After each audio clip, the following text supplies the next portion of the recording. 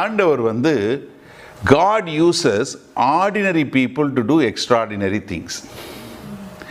ஆண்டவர் சாதாரண மனிதர்களைத்தான் தெரிந்து கொள்ளுகிறார். அவர்களை கொண்டுதான் அசாதாரணமான காரியங்களை செய்கிறார். நல்லா கவனிங்க, இஸ்ரவேல் தேச மக்களை அவங்க வந்து அந்நிய தேசத்திலிருந்து பிடிக்கப்பட்டு போய் விடுதலையாகி வந்து தங்கள் தேசத்தில் நடப்பட்டு ஒரு ஆலயத்தை கட்டி தங்கள் வீடுகளை கட்டி எல்லாம் செட்டில் ஆகலான்னு சொல்லும்போது அவங்களுக்கு நடக்கக்கூடிய சில பிரச்சனைகள், போராட்டங்கள் இதுக்கு மத்தியில் இங்கே ஒரு சம்பவம் நடக்குது. இப்போ அங்கே ராஜாவினுடைய அரண்மனையில் ஒரு பவர்ஃபுல்லான ஆள் வேணும்னா நம்ம என்ன நினைப்போம்? ஆண்டவர் வஸ்தியை வச்சு செய்யட்டும், இல்லை இன்னொரு ராஜகுமாரியை வச்சு செய்யட்டும், நான் என்ன செய்ய முடியும்? யோசிச்சு பாருங்க. எஸ்தர் வந்து யாரு? அனாதை பெண். தயவு செய்து யோசிங்களேன். அம்மா கிடையாது, அப்பா கிடையாது, சித்தப்பால வளர்க்கப்பட்ட பிள்ளை. நிறைய பேர் நம்ம மக்கள் என்னன்னா நம்மளை பற்றி என்ன நினைக்கிறாங்க? நான் ஒன்றுமே இல்லைனே, நான் ஒன்று, எனக்கு குடும்பம் பெரிய, எங்கள் அப்பா அம்மா பெரிய ஆள் கிடையாது, நான் நிறைய படிக்கலை, நான் ஒன்றுமே இல்லை. வாராஜா, ஒன்னையத்தான் ஆண்டவர் தேடுறார். சாதாரண மனிதர்களை நீங்கள் நல்லா தெரிஞ்சு கொள்ளுங்க.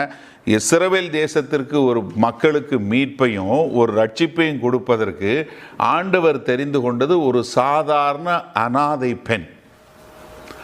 அந்த பெண்ணை கொண்டு வந்து மேலே உயர்த்தி அந்த பெண்ணை ராஜகுமாரியாக கொண்டு வந்து அவங்க மூலமாக ஒரு தேசத்திற்கு மீட்பை கொடுக்கக்கூடிய ஒரு ஆண்டவர். இப்போ நீங்கள் எங்கே பிறந்திருக்கீங்க, எப்படி பிறந்தீங்க? ஒருவேளை நீங்கள் உங்களை வந்து you may not be happy about your birth, you may not be happy about the way you are brought up. உங்கள் அம்மா அப்பா மேலே உங்களுக்கு சந்தோஷம் இல்லாமல் இருக்கலாம், உங்கள் அம்மா அப்பா சரியில்லைன்னு கூட நினைக்கலாம், இல்லை நீங்கள் வேறு குடும்பத்தில் பிறந்திருக்கலாம்னு நினைக்கலாம், இல்லை நீங்கள் உங்கள் அப்பாவை இழந்தவங்களாக இருக்கலாம், இல்லை உங்கள் அம்மாவை இழந்தவங்களாக இருக்கலாம்.